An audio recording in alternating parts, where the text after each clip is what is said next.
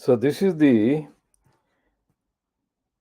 Baby Angel Geronimo editions, KhoodeelaarTV Television Channel, Part A, being broadcast timed at 12:50 hours GMT, London within quotation marks UK, Saturday, the 4th of February 2023. This is the KhoodeelaarTV Television Channel, being broadcast under the banner of Baby Angel Geronimo.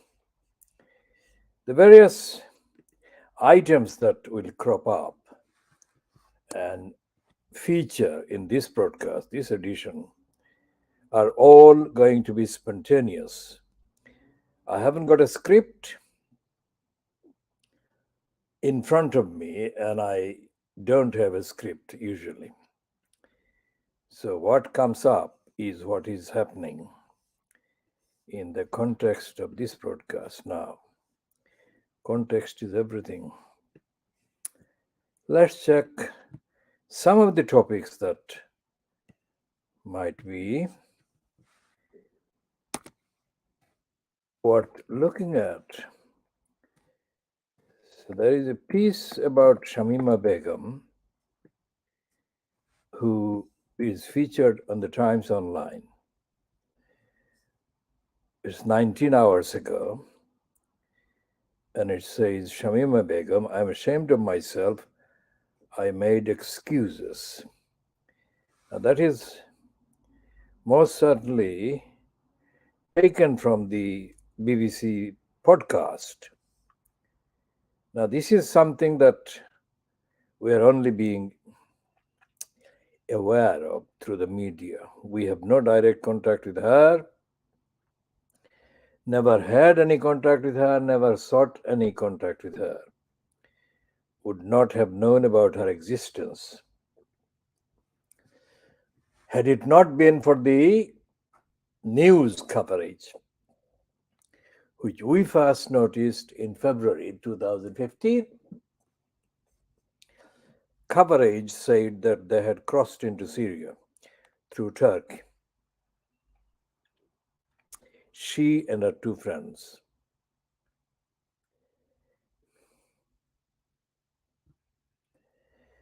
And there is another piece that is just underneath that one of the Times, which is 21 hours, and it's on the Daily Mail website. And it says, the friend who Shamima Begum insists was the reason she joined ICS. Shamima Begum has used a BBC podcast to blame her best friend for her decision to join ISIS. Now, these are things that we shall be going into some detail. In some detail. And this piece has got so many persons in the byline. Rory Tingle, Home Affairs correspondent, and Omar Wahid, which is a new name we are coming across as I read it. And Amin Sinmaz, another new name, and Sue Reed and Harry Howard. Now, Sue Reed, how shall I put Sue Reed's description? She is the resident inciter of hatred, resident of the Daily Mail mainly, and she has been for a very long time. Sue Reed is probably one of about 4 currently active byline holders in Fleet Street who have got an extensive and intensive kind of record of being anti-Muslim, anti-Asian, anti-African, anti-migrant, and totally in denial of the obligations that the United Kingdom as a state is under due to the status of the United Kingdom as a an active signatory to literally dozens of crucial international treaties, declarations, agreements, charters, statements. So when Sue Reed appears as one of the people on the list, and she is not the main lead listed in the piece online on the Daily Mail online, it shows that she is not responsible for all of the contents of that particular piece. But the fact that she is there shows that the specific hatred and bile and spite and misinformation that might be contained in this piece could be traceable to her. So let's see.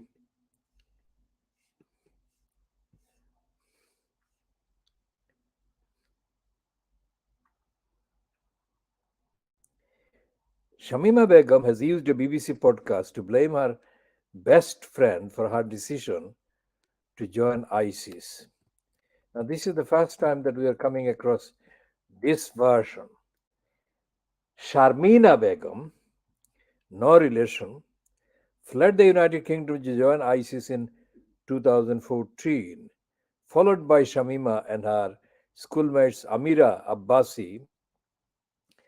Despite the fact that they repeat the corrupt spelling and call abase, I will correct it as I pronounce it. Amira Abbasi and Khadija Sultana. 2 months later, they were all 15 at the time, apart from Sultana, who was 16. Sharmina has been missing since 2019, and Abbasi and Sultana are both presumed dead. Unlike her notorious and publicity seeking friend, Sharmina's story is less well known, despite her being the first East London schoolgirl to make the journey. Born to Bangladeshi parents in Tower Hamlets in 1999, she was largely brought up by her mother, Shahnaz, until 2007, when her father, Muhammad Nizam Uddin, moved to Britain. It is mainly through interviews Mr. Uddin has given to the media that we can build up a picture of Sharmina's early life and make sense of Shamima's attempts to portray her as the spark for her decision to embrace the ISIS death cult. This is definitely Sue Reed, this part. Mr. Uddin, a waiter, recalled Sharmina as an ordinary young girl who enjoyed listening to Rihanna, watching EastEnders, and shopping at Forever 21. But he saw a student change. Sorry, read that again. But he saw a sudden change when her mother died of cancer in 2013, aged 33. Interviewed shortly after his daughter left for Syria, he, that is Mr. Uddin, said, I told the police that Sharmina definitely changed after her mother died. Quote, she changed her dressing style and wore a scarf and started praying 5 times a day. Sometimes she would go to the East London Mosque for prayers. Now remember that connection, East London Mosque, where the Sisters Forum operatives were based in. The Sisters Forum operatives were stated previously to have actually brainwashed Sharmina and told her that as she missed her mum, the easiest, the quickest way for Sharmina to join her mum would be for her to go to Syria and become a suicide bomber. And then, as soon as she died, she would be swiftly back united with her mom. Now, this is what I have just added from previous publicly accessible and publicly accessed contents. Back to the Daily Mail's online piece. Mr. Uddin was careful. Now, this is very important. Why are they taking this particular step? Mr. Uddin was careful not to blame the mosque or groups within it. So there has been activities by the Sisters Forum and those who control the East London Mosque to direct Mr. Uddin's statements in a way that goes out of its way to not blame either the groups, by which they definitely refer to the Sisters Forum, or the East London Mosque. So, reading the Daily Mail piece again, the Daily Mail online piece again, Mr. Uddin was careful not to blame the mosque or groups within it. So that seems that there has been a long discussion with the groups within it with Mr. Uddin for his daughter's radicalization. But his brother-in-law, that is Mr. Uddin's brother-in-law, said the rest of the family blamed the Islamic Forum of Europe, that is IFE, women's group, for poisoning the young girl's mind. Baki Mia, a step-uncle to Shamina, said they told her things like, if she goes and dies in Syria, she would go to paradise, where she would meet her mother, which this is one version that I have read already.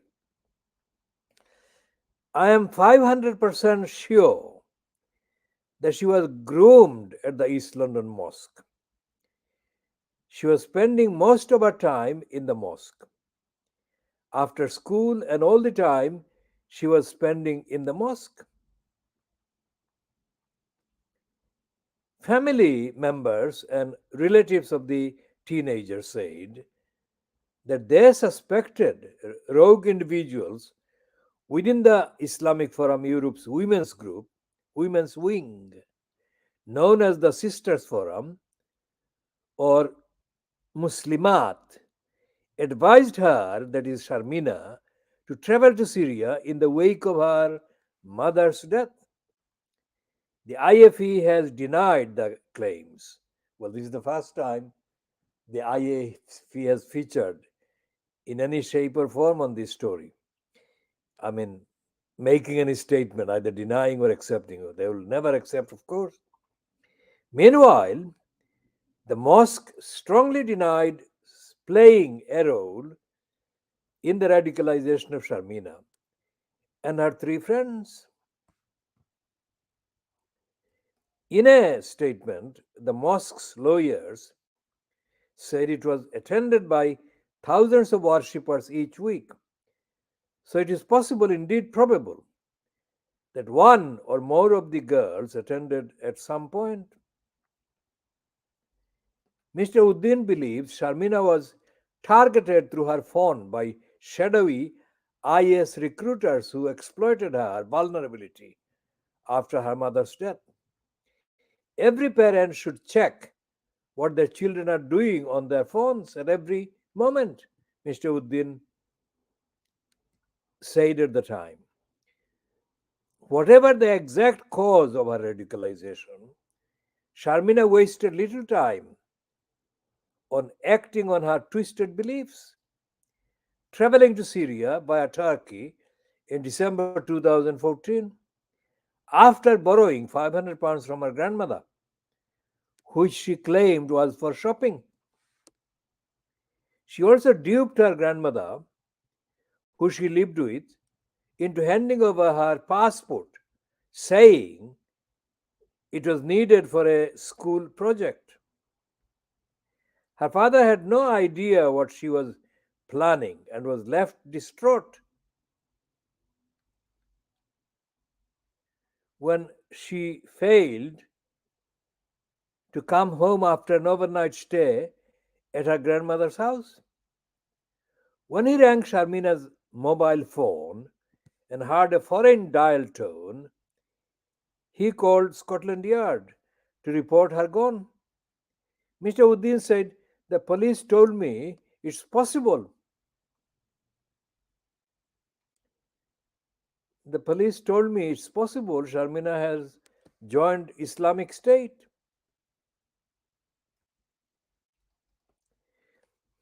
After Sharmina's conversion to a stricter form of Islam following her mother's death, she began trying to influence her other friends too. Born to Bangladeshi parents in Tower Hamlets in 1999, she was largely brought up by her mother Shahnaz until 2007 when her father Muhammad Nizamuddin moved to Britain. This is the picture, I suppose, of her father Nizamuddin, a close up picture. During interviews on the BBC podcast, I'm Not a Monster, Shamima Begum described how she first met Sharmina at their school, Bethnal Green Academy. It was Ramadan, so we were fasting, she said. I was complaining about fasting, and Sharmina came up and started complaining, saying she had to fast too because her mom made her. After Shamina's conversion to a stricter form of Islam following her mother's death, she began trying to influence her other friends too.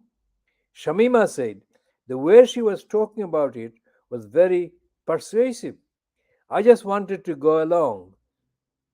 I just wanted to go along with what my friend wanted so I could be accepted. I didn't want to give them a reason to exclude me. That's Shamima being quoted from our podcast. Shamima Begum, pictured here wearing leggings and a white t shirt,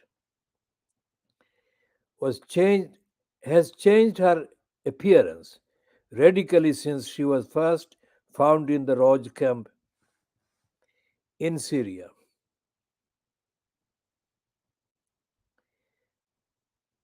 And after Shamina joined ISIS, Shamima said she began sending her messages, urging her to also join the death cult.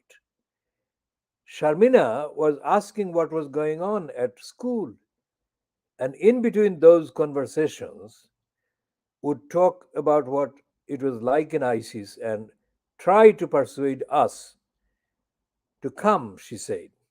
I felt guilty.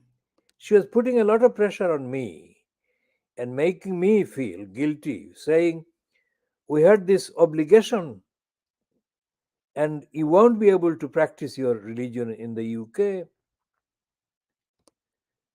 When a horrific video showed a Jordanian pilot being burned to death in a cage by ISIS terrorists, Shamima said she asked her friend if the incident had actually happened. Recalling their conversation, she said, "No, it's a lie.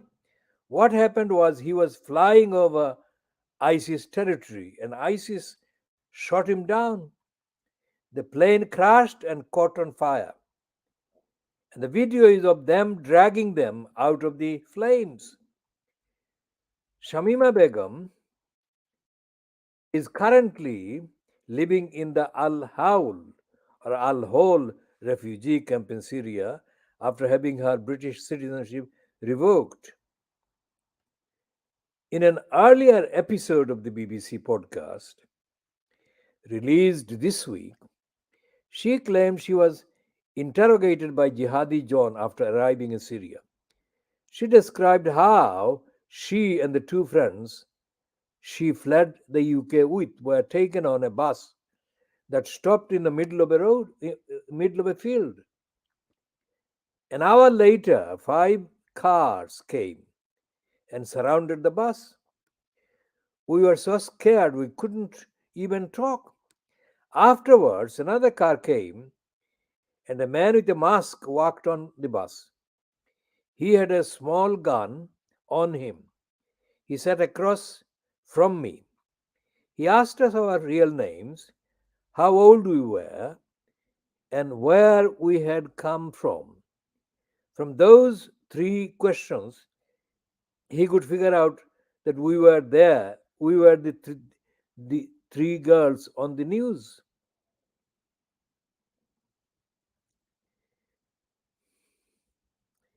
His face was covered, but his face looked like Jihadi John from the videos. The size, the eyes, the accent, he was clearly British. They could not believe in a million years that three teenagers could live their good, comfortable lives in the UK for Syria without being caught by the government. In the same episode, she also claimed she had never watched ISIS execution videos before leaving the UK, contradicting her previous comments. Asked by broadcaster Josh Baker how she couldn't have seen footage of ISIS violence, she said, I didn't know about these atrocities because as a 15-year-old, I didn't watch the news. I got my news on social media where people are saying that is untrue. It's an exaggeration. So there is a kind of graph and map showing Shamima Begum's alleged journey. This was in the face of comments she made in 2019 to the BBC Middle East correspondent Quentin Somerville, who asked her, one of the reasons you joined IS is because you watched some beheading videos. Is that right? She replied, not just the beheading videos, the videos that show families and stuff in the park, the good life that they can provide for you. Not just the fighting videos, but yeah, the fighting videos as well, I guess. This audio was played back on the podcast before Baker asked her. You've said previously that you did watch ISIS propaganda in London. You said you were aware of the fighting and brutality of ISIS before you left. No, she replied. Now, this is probably the end of the piece. So, this is a piece that is online on the Daily Mail online, and I should check if the Daily Mail printed version has got the same piece. Let's check.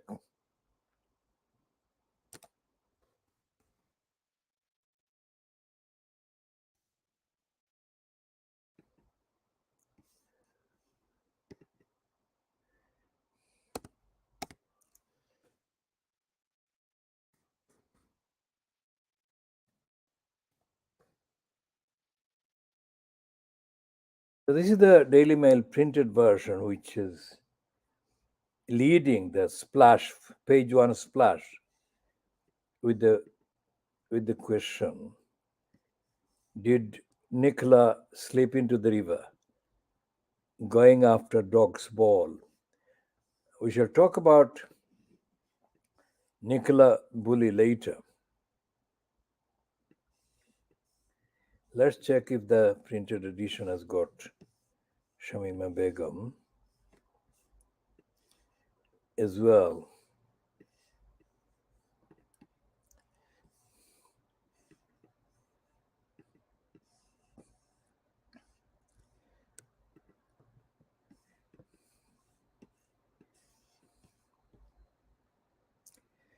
So, this is the KhoodeelaarTV television channel broadcasting only on the internet under the banner of the Baby Angel Geronimo editions. This is part A of the KhoodeelaarTV television channel.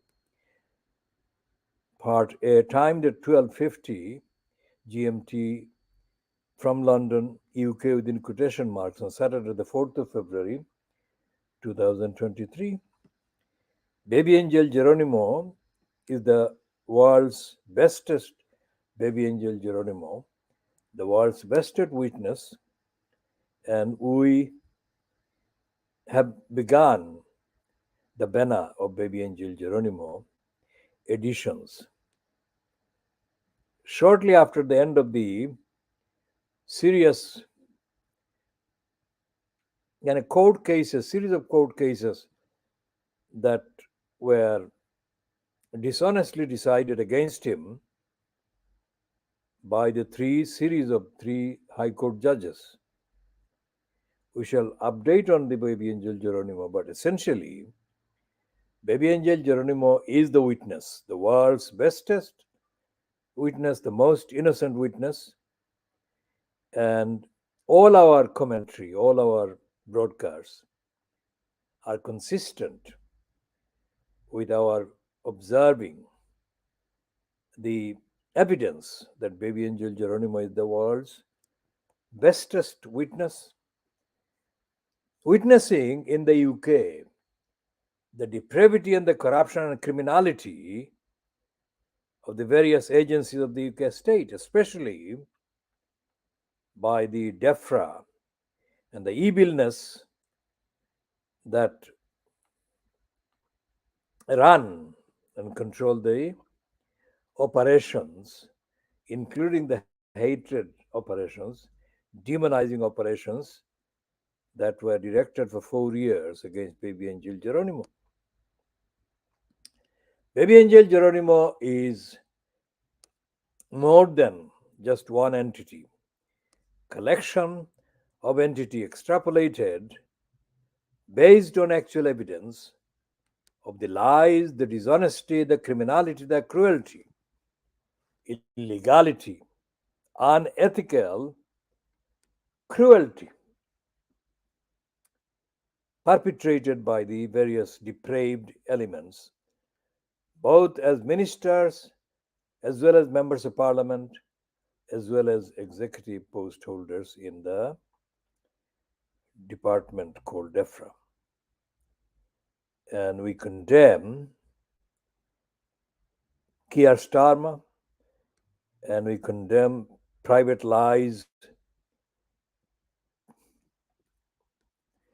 midget editor so called, Jan Pissoff. We condemn Keir Starmer's frontbench liar called West Streeting. We condemn Nigel Lyson's son, Dominic Lyson. And we condemn others that are too long, the list is too long. Those criminals who showed contempt for ethics and morality and compassion and stayed silent as the criminals fronted by Christian evilness at DEFRA carried on their propaganda, assaulting the integrity, the honesty, the innocence of Baby Angel Geronimo. Every victim of state lies, every victim of state injustice, every victim of state conspiracy is a victim witnessed by Baby Angel Geronimo, collectively, ethically, morally. And that is why we treat Baby Angel Geronimo as the banner. And the Baby Angel Geronimo editions of the KhoodeelaarTV television channel. This one is part A of the KhoodeelaarTV television channel. timed at 12:50 GMT, and this time is now 13:21 GMT, and we shall be going back to looking at other topics. We shall come back to Shamina Begum another time, but we shall continue looking at the state in Pakistan where the imperialistic instrument called IMF is again attempting to damage the international standing of Pakistan, not because it is Pakistan, but because it is a Muslim country. And as compared with East Pakistan up to 16th of December, since 16th of December it is Bangladesh now. The state of Pakistan is considered more credible as a challenge to the anti Muslim evil forces around the world. That is why they focus on propaganda inimical to the image of Pakistan. So there has been a week, the last week of debate within Pakistan, egged on, manufactured by IMF, saying that Pakistan financially is in a critical state. And the UK Financial Times, edited by a so called Muslim woman born in the Lebanon and raised as a Muslim, is continuing the Japanese owned Financial Times' crusade against the Muslim Pakistan and saying that Pakistan is almost done, almost sunk. That is absolutely, probably the thousandth time in the last 75 years that the imperialists, the anti Muslim elements in the Western media, have declared Pakistan as dead. Pakistan cannot be dying because of the IMF or the Financial Times or whoever. Pakistan stands as a Muslim country despite the many limitations in the agenda, in the operations, and the practice of Islam. And the fact that Imran Khan and his staff have been pronouncing the need for Haqiqi Azadi shows that Pakistan is very much ready and prepared and mostly dedicated to the establishment of the Haqiqi Azadi. Contrast that with the media's silence on Narendra Modi. And the BBC piece, the Modi question, is nothing to do with the actual evidence. The BBC is doing a mere routine. The piece, the two-part series on BBC Two about Narendra Modi, is a joke, is an insult to the evidence, insult to the hundreds of millions of people who have been victimized by the Brahminists, fascists, Hindutva operatives, and thugs and criminals and rapists over the last 75 years. It is significant that the BBC and the rest of the Western media has been silent about the role played by Jawaharlal Nehru, because Nehru was the first Prime Minister of India after the 15th of August 1947. And Nehru played a critical role in annexing the mainly Muslim Kashmir to India and thus creating a long lasting crisis based on Kashmir alone. But there are other aspects. Manvadar and Junagadh and all the other places that the Indian kind of forces annexed and occupied in August 1947. Imran Khan's Hakiki Azadi must not be kept confined to Pakistan internally only. Hakiki Azadi must be extended to cover the whole of the subcontinent. And a stock should be taken every day about the role of the Hindutva elements and forces, both in the Congress fronted by Jawaharlal Nehru and then by his daughter Indira Nehru, and the others that are carrying the Nehru dynasty and fronting the Congress party are completely dishonest and corrupt in their so called criticism of the RSS, the BJP, and of the criminal against humanity, Narendra Modi. The role of the Congress party, whoever has fronted it, has discredited any claim that it stood for a secular India. India is not secular. And there was an instance of one so called Muslim. He's, of course, brainwashed and a mental slave, who said that India was a secular country.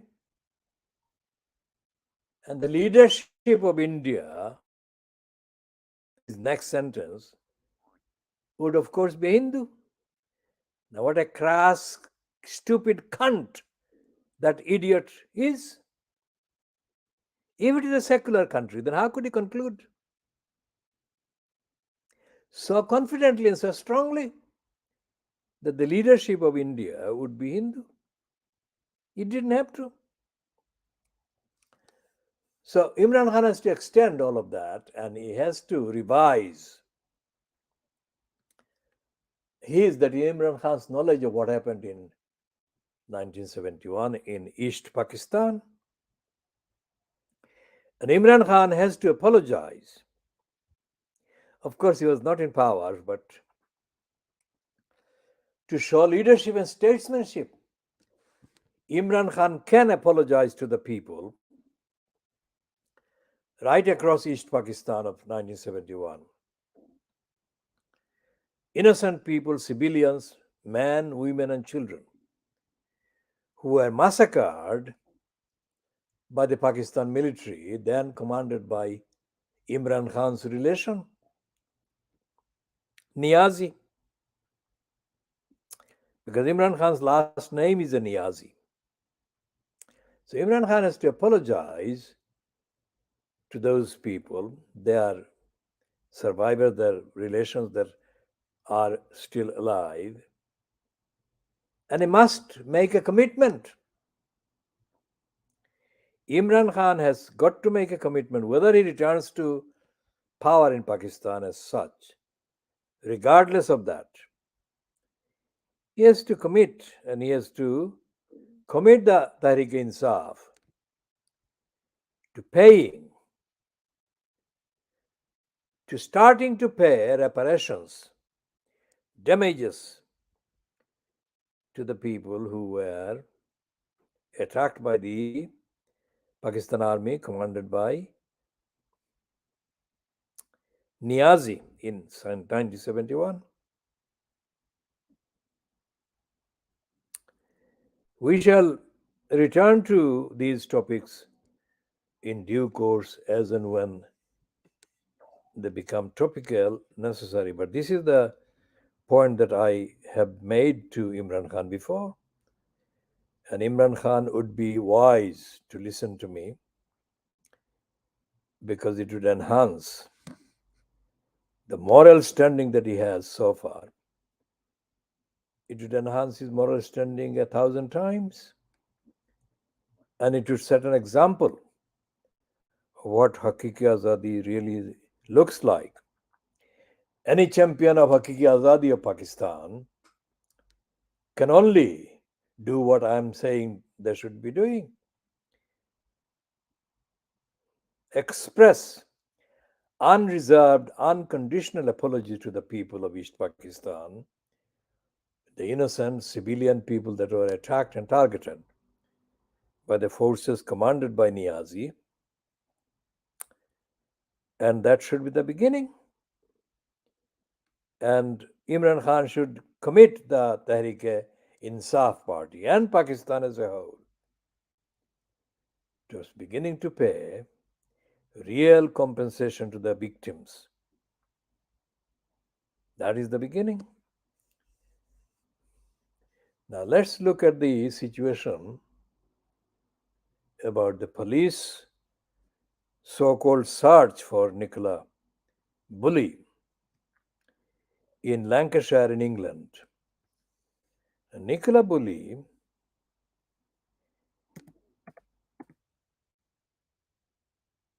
has been the subject of police making propaganda, saying that she fell into the river. Now, the Sky News on Friday broadcast a short video of a forensic expert who has investigated very many hundreds, he said, cases of people disappearing. And he said that despite the fact that the police in Lancashire Constabulary is saying that Nicola fell into the river, there was no evidence that she fell into the river. There was no trace mark, there was nothing. And most significantly, the dog, Willow, the beloved Willow, Willow doesn't know what has happened, but significantly, Willow was found dry. So the forensic expert says that what happens usually when people go to rescue something, or this case, according to the police, the dog's ball, she may have gone to retrieve the ball. The dog would immediately jump into the water behind the owner, behind Nicola, and the dog didn't. Now, I'm saying from the pictures that I've seen on the news and the descriptions, I mean, her mobile was on the bench. I mean, why? Why was her mobile on the bench and the Willow, the baby dog, why was it dry? Why would she go into the river? I mean, leaving Willow dry and, you know. So her sister is saying that there is no evidence that Nicola fell into the river. And I agree so far. And the other thing, in terms of policy, the other thing that the police must never do is to come across so brazenly contradicting themselves. For days, the police have been saying to people that not to speculate. And here they are speculating. There has been no evidence that Nicola fell into the river. The police haven't produced any evidence that Nicola fell into the river. So, what are they doing this for? As a mirror columnist, Susie Boniface, who writes under the banner of press preview last night, that is Friday night, that she has a dog. And she also observed that Nicola was a decent swimmer. I mean, why would Nicola, even if she fell into the river, why would she disappear? If she was a decent swimmer, she would have survived.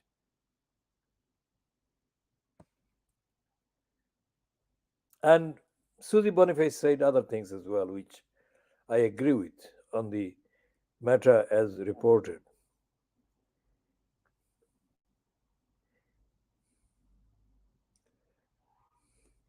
So the Manchester Evening News is saying this is the first time I'm seeing this item. Let's check if I can access that one.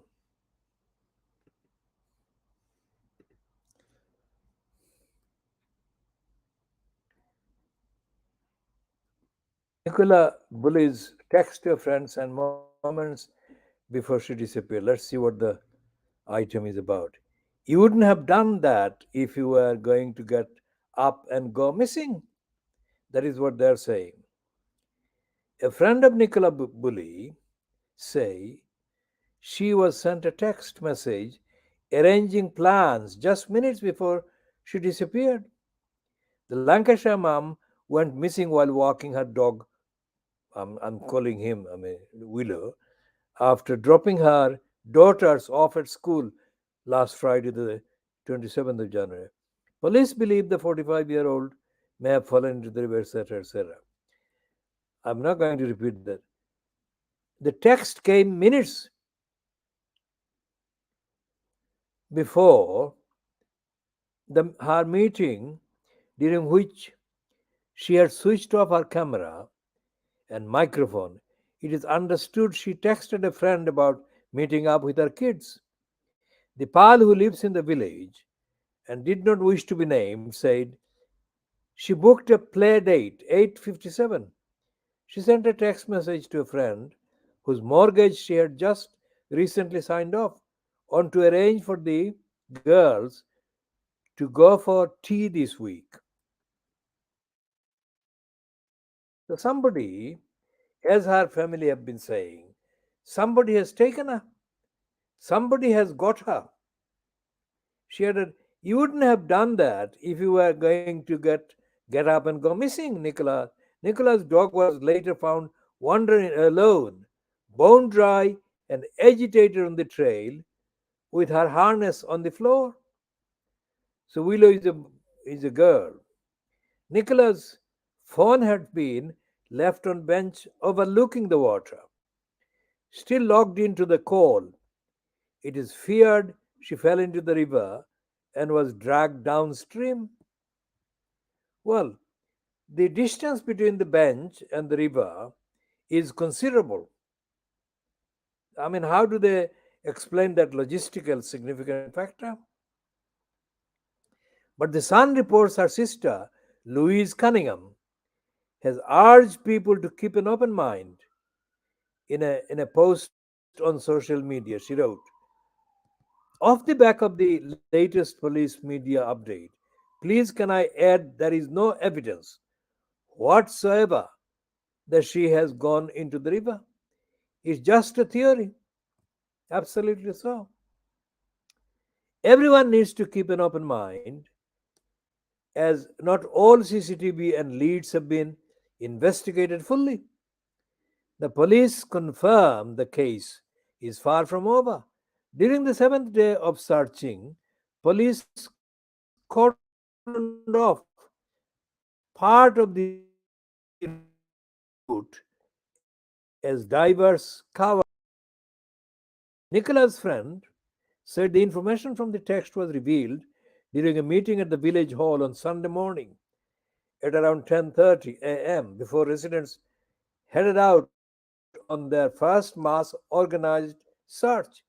Nicola's partner Paul is understood to have been at the meeting.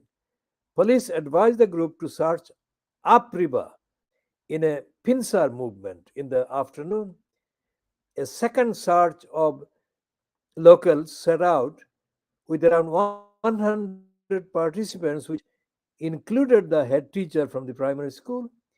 Two fellow dog walkers are said to have seen her soon before her disappearance, and she was laughing and joking with them.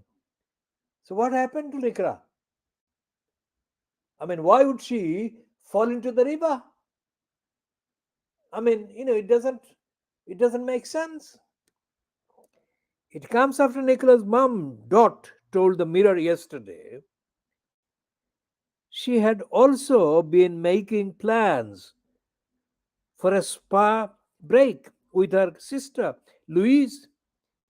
Dot 72 said Louise had just booked Ribby Hall because they both had spa vouchers. She had just sent Nicola the night before treatment, the treatments.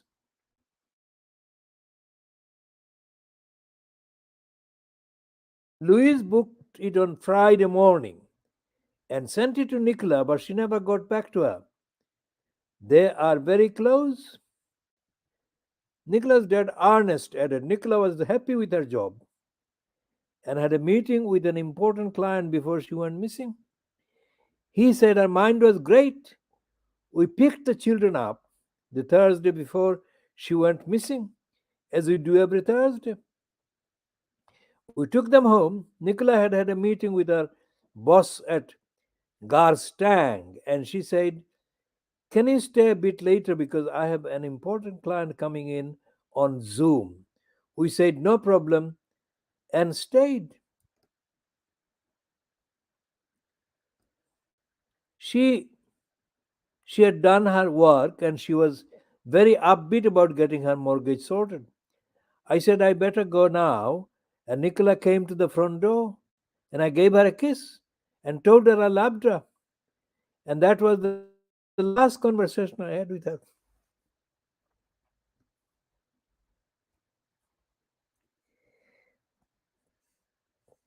So, what is going on? Why are the police releasing this theory at all? There is a lot, there is a lot of questions about Nicola. Our prayers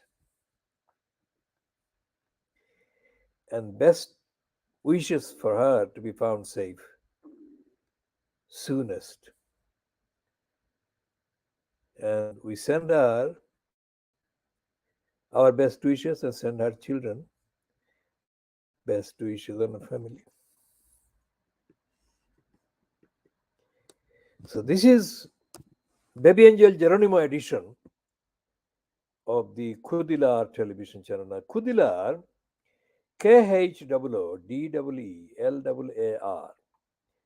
This is a phonetic pronunciation spelling to best replicate the Siloti language word that it is that I devised. I devised as an action word in at the beginning of the campaign to stop the Crossrail hole being dug in the middle of Brick Lane. And the Khoodeelaar, as I have explained before, this is a word to compare it with the European equivalent is the one part of it. It is a three-dimensional word, but the one dimension is echoed in the French language word "oh yeah." Is a word for town criers in the past. So that is one of the dimensions of the three-dimensional word that I devised in Khoodeelaar. The one is the alert, warning, wake up. There is something not right. Bad news is bad things are happening. That is Khoodeelaar is digging. They are digging. So they are digging us, as I said in at a meeting in held in the Montefiore Center in 2004 2005, where the Crossrail Company at that time were present. And I said in my very short speech, that we shall not allow ourselves or our community to be dug out of our home place. That is what I said. So the meaning of Khoodeelaar in the dimension was exemplified in that statement that I made. And the other is the call to the people to come and stop them doing it. Khoodeelaar. Lar is the Siloti pronunciation that ends a word, meaning rush, come on. So now three dimensions are contained in the word Khoodeelaar. Khuda is digging, and Khudi is the main word, Khudi, digging. Lar is a third party, unknown, unnamed party or force or element that is doing it. Khoodeelaar. So this is the Khoodeelaar campaign, Khoodeelaar television channel. And the reason it is there is one word, Khoodeelaar. There is no equivalent in the Bengali language, in any other language whatsoever, including the French one, the Ouya. So this is the 4th of February 2023. This is Saturday, the 4th of February 2023. I'm going to check on the sports team in South Africa, which is being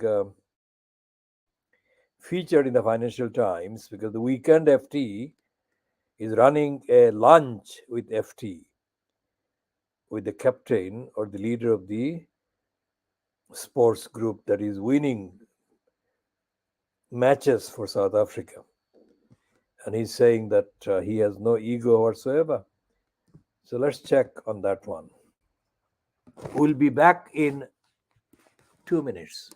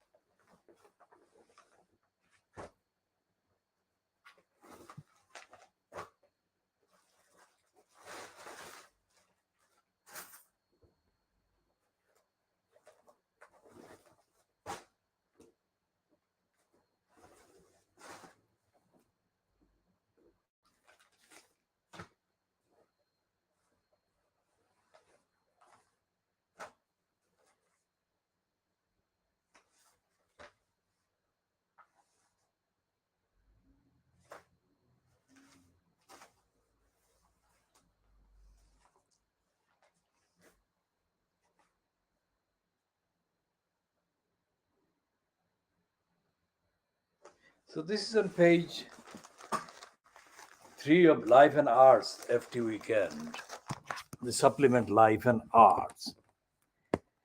And it's a piece with Sia Kolisi, who they are describing as the rugby superstar of South Africa. Rugby superstar, that's his picture, as the Financial Times, I mean, just about managed to put it there.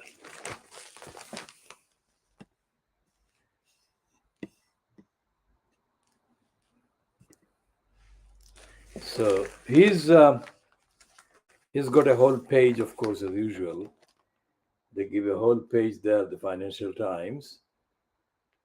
I've got no ego at all.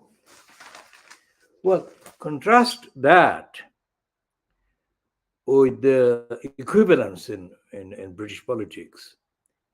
They are nothing but egos, including the biggest ego described in the Times by Matthew Paris a week ago as the dog mess. Boris Johnson as the dog mess on Britain's pavement.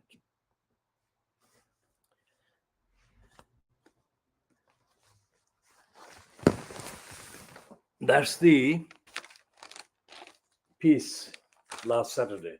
Today is Saturday, but this is the piece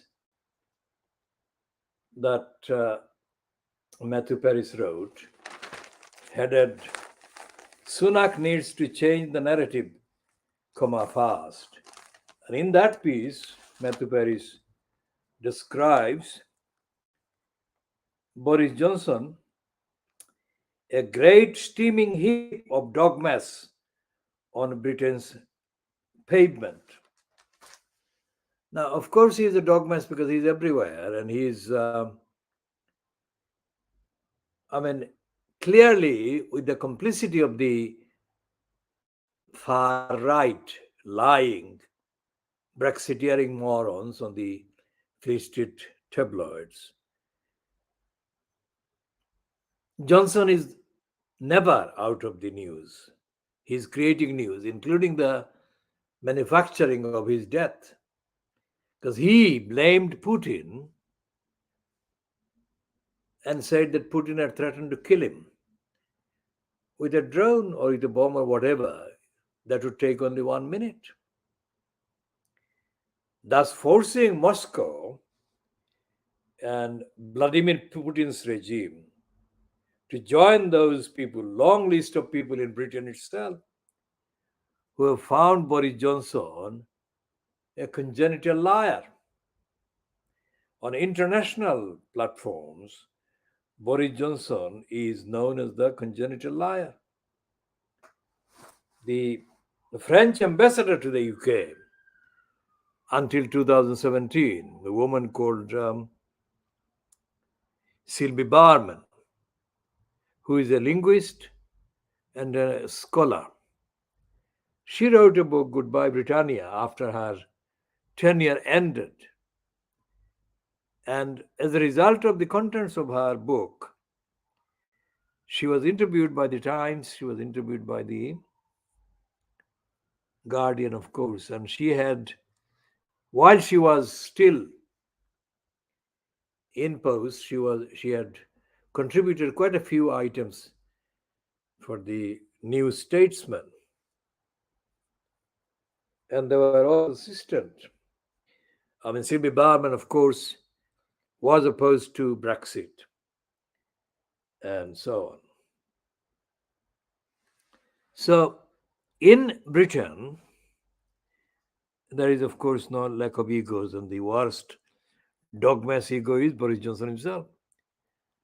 In last Sunday's Sunday Times, the Sunday Times' chief foreign correspondent, Christina Lamb, wrote a one-page piece on page 11, headed "The Crocodile's Soft Genocide had been taking place in Zimbabwe," which we shall be talking about all of those in later editions. We are stopping this one now.